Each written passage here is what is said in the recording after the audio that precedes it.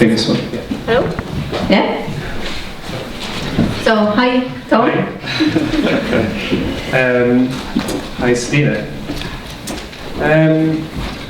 I guess I was trying to sort of like jot down some stuff that could be a kind of open-ended question to that, and I thought that maybe the best place to start would be thinking about, I don't know, there's obviously two sort of durations, like there's those two shorter films and then there's that longer film, and I wondered a little bit about whether or not they came out of a different way of working, or whether they were sort of different solutions to the same process. Does that make sense? Yeah. Well, what I can say, I guess, is that those two shorter pieces are a lot older than the longer piece. It's a video and a film I made when I was a student still. So I feel like they are old, but I also feel that there's longer pieces. I mean, it's coming up for almost 3 years since I completed that piece now, or will this spring. So it's nice to have a bit of distance actually, and to see them together in this way. I haven't really thought of these three pieces together before, and it's quite nice to see them in this way. I think that they are coming out of a similar thinking. It's about concurrences, it's about making up your own links between things that are there if you choose to pick up on them. I don't think I'm suggesting that there's like an underlying meaning necessarily to these concurrences. It's just sort of observations, sometimes heavily forced, sometimes heavily choreographed. Yeah. Yeah, I think for me that's one really striking thing, is this kind of idea of like in the one of the sort of footnote that we were talking about in the text earlier, like I mentioned about this kind of idea about concentric spaces, or this idea of sort of televisions in the films, and then spaces that are kind of, and then this idea that maybe one thing that's happening in this kind of fictional realm is then sort of impacting sort of on this other realm. And I guess there's a kind of, there's this idea, I suppose, in them, and correct me if I'm wrong, about this kind of interplay between the way that imaginative transformation happens and that kind of impacts or doesn't impact on what you might call like a kind of real or a different realm anyway, the realm that we exist in. And so I guess then there's another point at which maybe I'd like to ask you about, which is in the firework film. I suppose there's the kind of hand of these investors, and there's these narratives that are being told, and then there's this sense of maybe there's a child present in there, and there's storytelling going on there, and you have the narrator who seems kind of unreliable at points.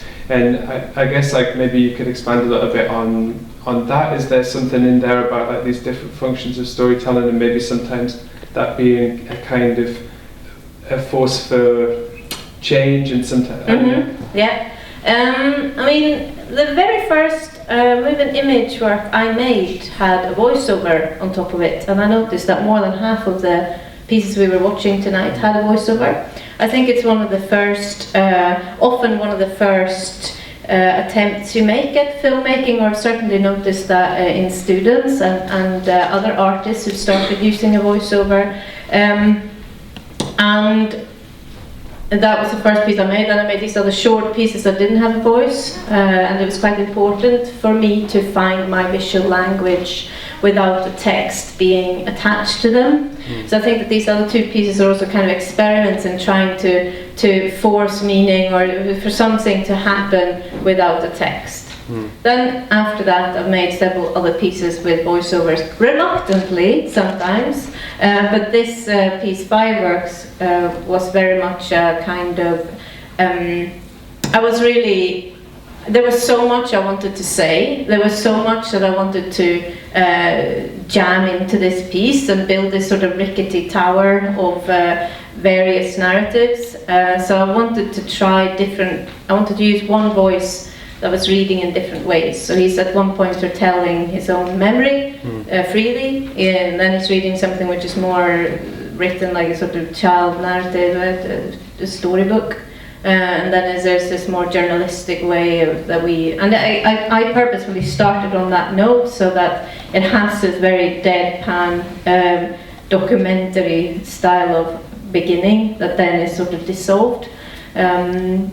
I think in some ways it's not a great way to open the piece because it's extremely conventional, and I think it's one of these videos that, you know, when you look at your statistics on Vimeo or whatever, a lot of people start to watch it, but not many people finish it because it's so very dry. Yeah. So, but there you go. Yeah.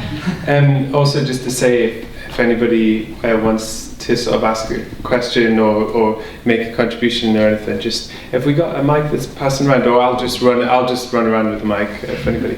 Can I just ask one more, and then I promise then the other first one. It's just like it's probably got like a one-word answer. Yeah. But I was interested about the thing of having the subtitles with the audio description and stuff, because I thought there was something interesting happening, and also maybe I know there's people who've got the films in the screening as well that maybe had a response to their film having that. I think there was something really interesting happening sometimes where you couldn't quite hear what somebody had said, and then it came up and it definitely knew what they'd said. You were thinking, is that really what they said? And I felt like somehow it kind of added another layer of this like narrator's voice or something. I don't know if you've ever seen that. I haven't seen this rendition of it, and I find it very interesting. First of all, it's very analytical, especially in the pieces that don't have a voiceover. The text is then very analytical of the image, and it looks very much like my notes that I take when I watch a video, right? Secondly, to see the lyrics of that Sean Paul song of that footage had a surprising effect.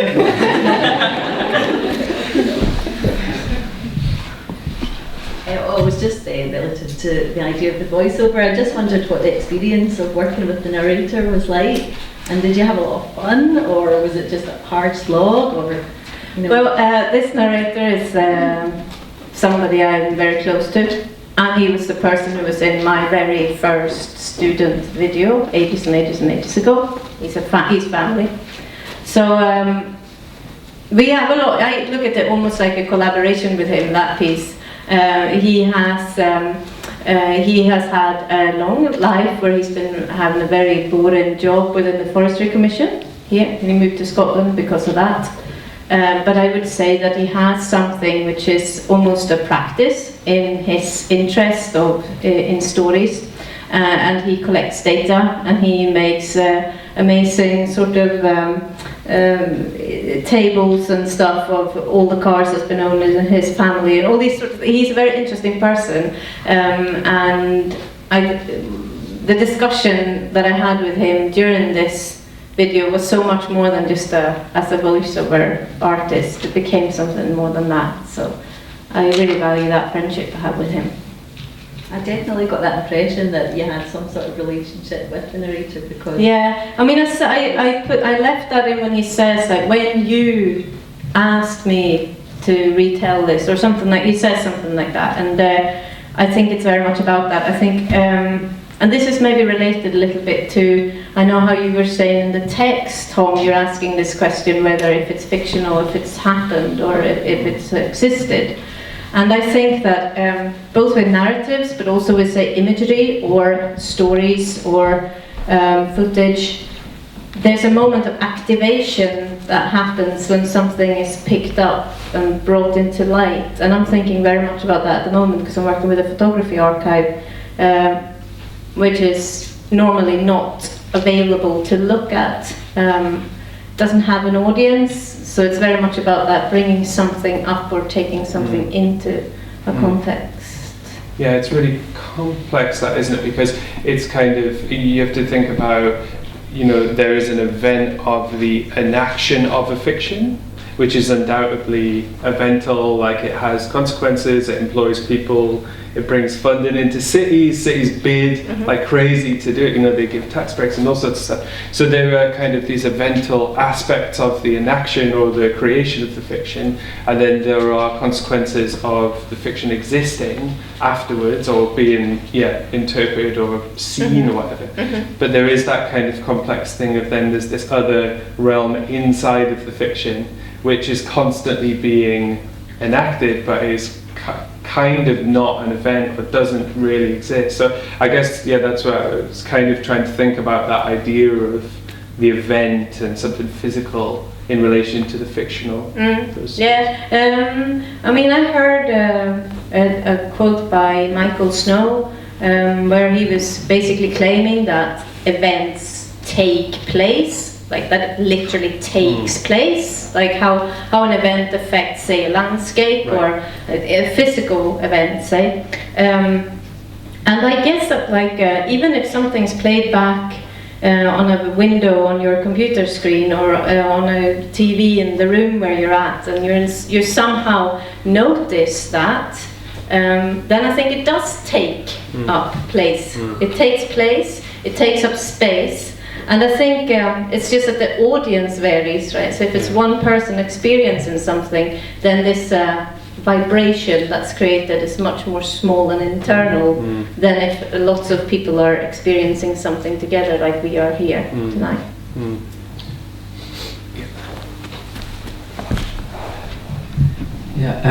I just wondered about how some of these choreographies kind of come together, how they arise, like especially with the village wash. There's a kind of parallel thing where it's obviously very staged, like you couldn't have just noticed that and recorded it. So there's the impossibility of it, just kind of happening. But at the same time, I feel like it's impossible that you just kind of dreamt up these elements a priori and just put them together. So I just kind of wondered, like, is it a reconstruction of something like that? That film, so I had spent, like I said, after my first video where I worked with voiceover, I'd spent a lot of time filming, like I was learning to film, shoot stuff. And I'd actually had this experience where, I can't remember the original experience, but it was basically Brad Pitt taking the same thing, and I wanted to recreate this, and I tried and tried and tried, and nothing came out of it. I was struggling so much with this. And then sort of a year later, when I was in Chicago and spent a lot of time in this laundrette, it was my local laundrette, somebody noticed these plants. So I've not added those plants to that place that was there.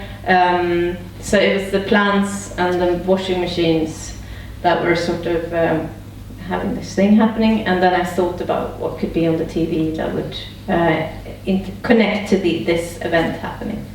Because it's especially just the fact that film has both the earthquake and the like playing pool, and the kind of matches, the dogs really matches the like actual. I remember having a really strange experience there actually, because I was thinking about so much can I put this earthquake, I knew this film Earthquake because I'd seen it as a child and thought, okay, I'll watch it again and see if there's anything in there that I could place in this space. And as I watched it, I saw this pool scene. And because that tapestry of dogs was already in that. I remember as well seeing at the same time this Claire Denis film, Beau Travail, and that exactly same dog tapestries in the back of when they're playing pool in that film. So there was just a lot of things coming together during that time.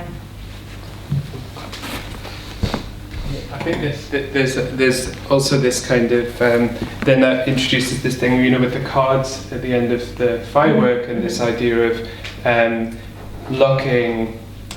You were talking about these floodlights projecting and lighting up a street, and that they're not lighting up anything, that they're not kind of looking for anything. Essentially, they're more like projectors or something. Like the lights are more like projecting another place's light onto that place. I think there's something.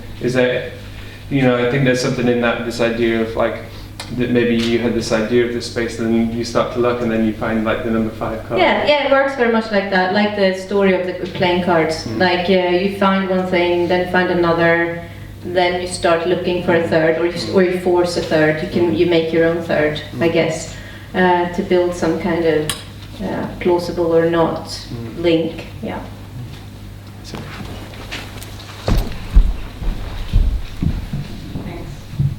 Hello. So it was very interesting to see your 3 films together, and I had a very just intense sense of the time and the periods, like the contemporary time, through the TV, projections and places that almost is unusual. So it's like was the first one in Hungary or something? No, it's in Sweden. Sweden. Yes. So yeah, it was very, very, just misplacing and very interestingly placing time in the film, and also being in nature and having technology or lights at the same time. So I wondered, almost for me, it created a snapshot of time within nature, and almost like a human existence, just in a very short period. So I wondered if any of that kind of reflects. I guess I've not really thought so much about nature, but definitely landscape. I mean, I think that comes through as well with art. I think architecture and landscape, I can't really look at one without the other, I feel like. And on that, I was going to lost something I was going to say now about that space. Yeah, another comment about the TV though was that after seeing these other pieces, which are very current, made in the last year, the previous pieces, I felt that television and radio are extremely clunky portals, shall we say, compared to a layering of windows, for example, or splitting screen into 9 different images. I think these are so much more our natural way of interacting with images. I think I feel aware that there's maybe like a generational thing with TV and radio being something that's not exactly happening anymore. I don't know.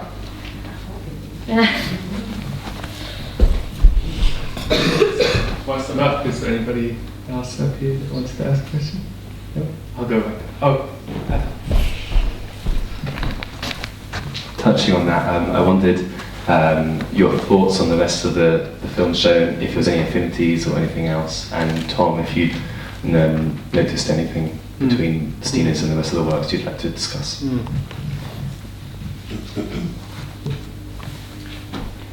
Again, it was more a sort of reflection on having this the subtitle and looking at that. And I felt that made the voiceovers a lot more tolerable, actually. Especially once I had this computer-generated voice. It was maybe 1 or 2, I can't remember exactly. But it made the text come through so much more, and it seems like an obvious thing to say, but I was quite surprised to see that, actually. And then another thing about this whole thing of using windows or many different images, I think that I almost sense that we're on the cusp of leaving linearity a bit behind. Like, I feel like it's becoming less and less. There are so many other possibilities of putting images together. I'm still very much of like the old school I look linearly on things, and one image that follows another makes a meaning to me. That's not obvious to all people, I realize, in conversations with students, with other artists.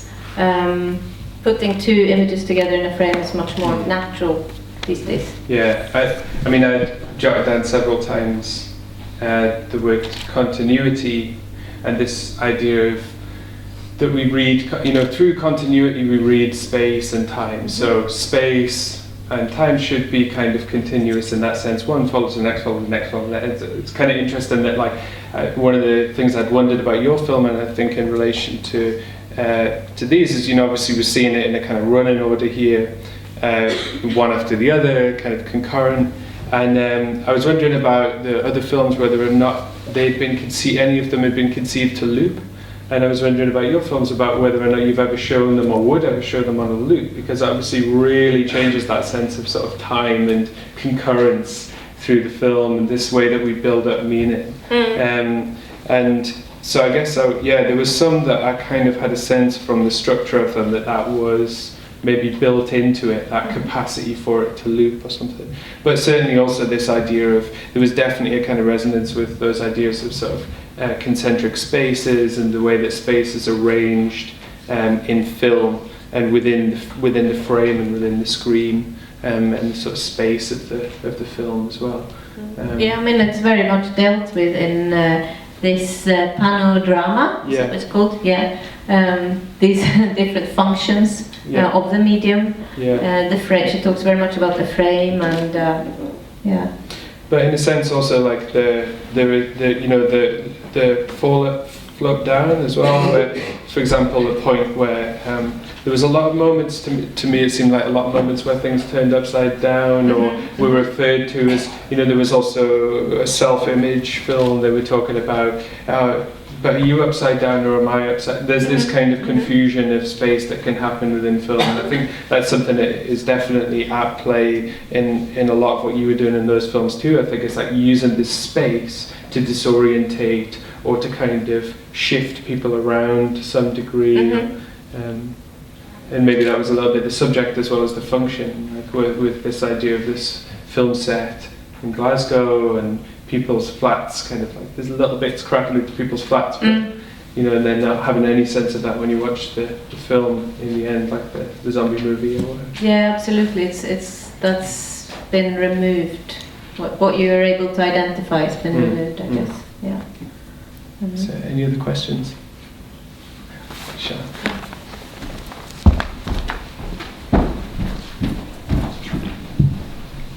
I've got another question about the role of the narrator, but hopefully it's a bit different. I realise we've been talking about it quite a bit, but one thing I was thinking that perhaps also relates to the other films as well, but I guess maybe it's easier if we talk about your films to be able to talk about something specific in terms of how you work with writing for a narrator. I was thinking about how the relationship between the writing, through the other films that had a voiceover as well, the relationship between the writing and the voice, and how embodied that was sometimes, or other times completely kind of disconnected, often on purpose, as with the luxury education film or these kind of films where it's like this kind of almost computerized voice or something. But in your film, Firework, I was thinking about how I don't feel the film is character-driven somehow, like I don't feel that the text is about exploring the character. I feel like it's maybe more about exploring these ideas and these connections, or these more idea-driven maybe, but the narrator is really amazing. Like I really enjoyed, he did it really well, but I wondered how much you had his voice in your mind while you were writing it, and how you go about choosing, because he's obviously, it's a very kind of English voice, and I was thinking about that in relation to talking about the architecture in Ireland, and then at one point he says about learning his first words in English or something, so there's this slight dissonance between the text and the voice itself, and I wondered if you could maybe talk about how you work through that process. Yeah, again, so I'm calling him like the unreliable narrator, so it's kind of obvious a lot of the times that he's not actually the person who's written the text, because I think that assumption is still there somehow, even though so many works are working with voiceover and breaking it apart and changing it and everything. I still think that we rely a lot on a narrator, that they are some kind of they are the origin of the voice, I guess, or the text. I wanted to work with his voice because I felt that it was a very conventional voiceover voice, it being English and an older man. And the very first time I made a video, I picked him because of that. Like I thought, oh, that would be perfect. He sounds a bit like, I don't know, David Attenborough or something, not having any sort of criticality at all, just going, oh, that sounds like it's supposed to sound, I'll pick him because I knew him. And then, so again with this, I tried to have it, give this lead-in of like a news report or something being read in an accent that was kind of plausible, that could be reading that type of story. But then of course it's my own stuff, right? This whole thing of learning English, of learning on and off, pulling down blinds in my grandparents' living room, like it's personal. So I think it's a way for me to work with personal stories, but removed somehow. And it's not about the character. I think you're right there. I think he's not more of a character than, say, the Sean Paul song, or, you know, like there's certain signifiers, but it's not a character like we think of a human character. Okay, I think, is that time? Okay. Well, just to say thanks, Stina, and thanks also for you guys. And I think that was a really great selection of films, and sat in a really interesting way together.